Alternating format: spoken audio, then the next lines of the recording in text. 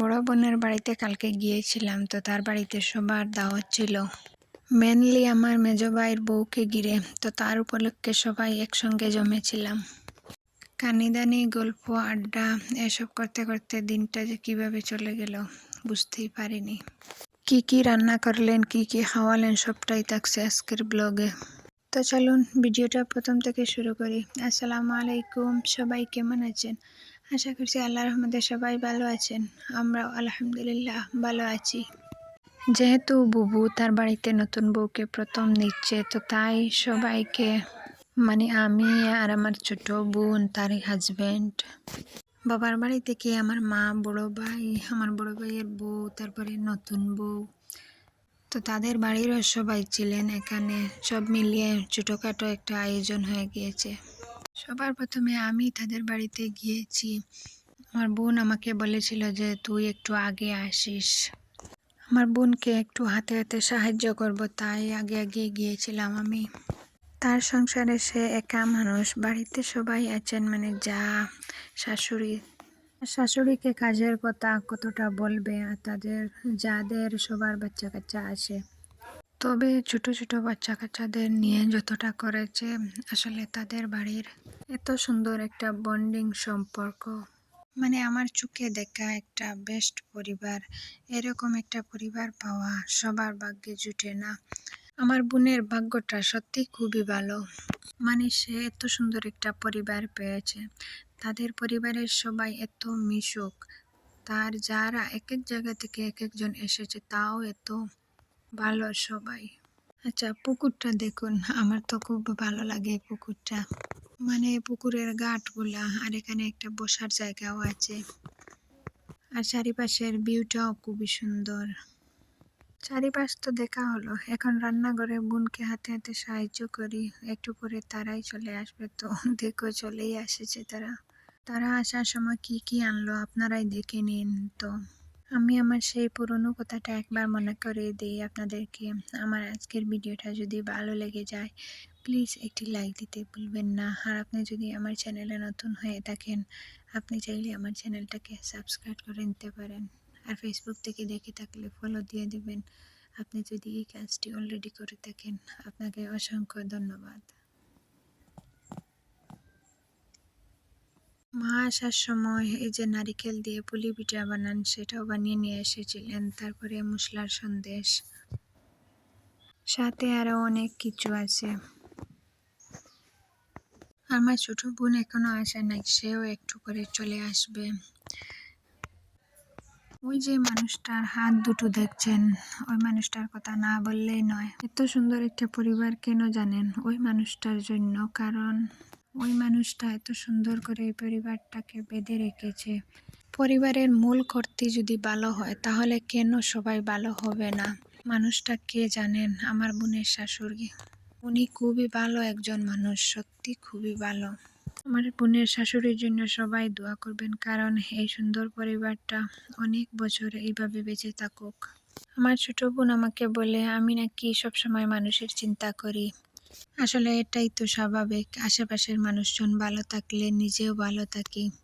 বোনের দুঃখের সময় সে কাঁদবে না, আর সুখের সময় সে হাসবে না, এটা তো হতে পারে না। আর আমি মনে করি সবাইকে নিয়েই বেঁচে থাকাটাই হচ্ছে ভালো থাকা। আর একসঙ্গে থাকলে যে শুধু ভালো থাকা যায় সেটা নয়, আলাদা থেকেও ভালো থাকা যায়। এই ছোটোখাটো আয়োজনে গেস্টরা সবাই উপস্থিত, তো তাদেরকে যা যা দেওয়ার একে একে করে দিয়ে নিচ্ছি। মিষ্টি দেওয়ার পর সেমাইটাও রান্না করা হয়ে গেছে, তো সেমাইটাও দিয়ে দিচ্ছি। এখানে সবাই হাতে হাতে কাজ করে নিচ্ছে।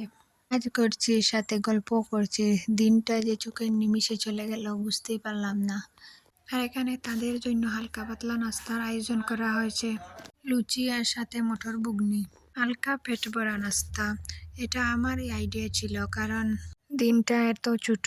আর মাকে বলেছিলাম যে সকাল সকাল যেতে, আর এত সকালে তো ভাত খাওয়াও যায় না। আর এখন চা রেডি করা হচ্ছে, তাদেরকে চা দেওয়া হবে। চায়ের সাথে খাওয়ার জন্য এখানে সুজির হালুয়া, তারপরে মশলার সন্দেশ, পুলি পিঠা, বিস্কিট এসব নেওয়া হয়েছে। এদিকে দেখো বানরটা কিভাবে লাফালাফি করছে। আমার ভাইজের হাতে একটা ভুজিয়ার প্যাকেট ছিল, তো সেটা সে নেওয়ার জন্য এদিকে তেড়ে আসছে। তারা তো বাড়িতে কিছুই লাগাতে পারে না, শাকসবজি, ওরার কারণে ওরা সবটাই কেনে। আর একবার তো ঘরে ঢুকতে পারলে সবটাই এলোমেলো করে দিয়ে যায়। এরা তাদেরকে এত জ্বালাতন করছে, আসলে তাদের কি দোষ? বন জঙ্গলের গাছপালা এসব তো কেটে দেওয়া হচ্ছে, তারা কোথায় যাবে? তারা যেদিকে শান্তি খুঁজে পাবে সেদিকে তোই যাবে। আর নাস্তা করার পর সবাই এদিক ওদিক ঘুরে ঘুরে একটু হাঁটাহাঁটি করছিলাম। তারপরে আবার চলে আসবো রান্নাঘরে, ভাতটা রেডি করব। এখন রান্না করা সবই হয়ে গেছে, এখন শুধু মাছ বোনাটা হয়ে গেলেই রান্না সব ডান। সাথে ডিমটাও সিদ্ধ হয়ে গেছে। সবটা মিলে প্রায় অনেকটা আইটেম হয়ে গিয়েছে। এখানে দেখো কুমড়োর মুরব্বা রান্না করা হয়েছে, তারপরে ভাজি, মানে সব রকমের সবজি দিয়ে একটা ভাজি করা হয়েছে। তারপরে এখানে মাছের ঝোলটা বাটি করে সবটাই বাটিতে ঢেলে নিয়েছি। তার সাথে খাওয়ার জন্য শসা কাটা হয়েছে। শসাটাকে আমার বোনজি সুন্দর করে প্লেটে সাজিয়ে নিয়েছে। তারপরে ডাল, আর এখানে ডিমটাকেও সুন্দর করে চিলে নেওয়া হয়েছে। মাংস ভুনা করা হয়েছে। সবটাই বাটিতে ঢেলে নিয়েছি একে একে করে রান্না করে। আর এখানে ছিল ডালের বড়া। ডালের বড়া শুধু ডাল দিয়ে বানাইনি, সাথে ছিল বাঁধাকপি আর পেঁয়াজ তো থাকবেই। লেবু এখানে প্লেটে সাজানো হয়ে গেছে। পোলাও, ভাত, তারপরে আলু দিয়ে মাংস দিয়ে একটা ঝোল, মুরগির মাংস ভুনা, পাঁপড়। এই লুচির সাথে মটর ঘুগনি করা হয়েছিল, ওটাও একটু বেঁচে গিয়েছে। সব মিলিয়ে অনেকটা আইটেম হয়ে গেছে। সব কিছু রান্না করা হয়েছে বড় বড় হাঁড়ি দিয়ে, কিন্তু কেউই পুরা করে সব কিছু খেতে পারেনি। কারণ চা, মিষ্টি, তারপরে হালকা পাতলা একটু নাস্তাও করা হয়েছে, তা দিয়ে অর্ধেক পেট ভরে গেছে।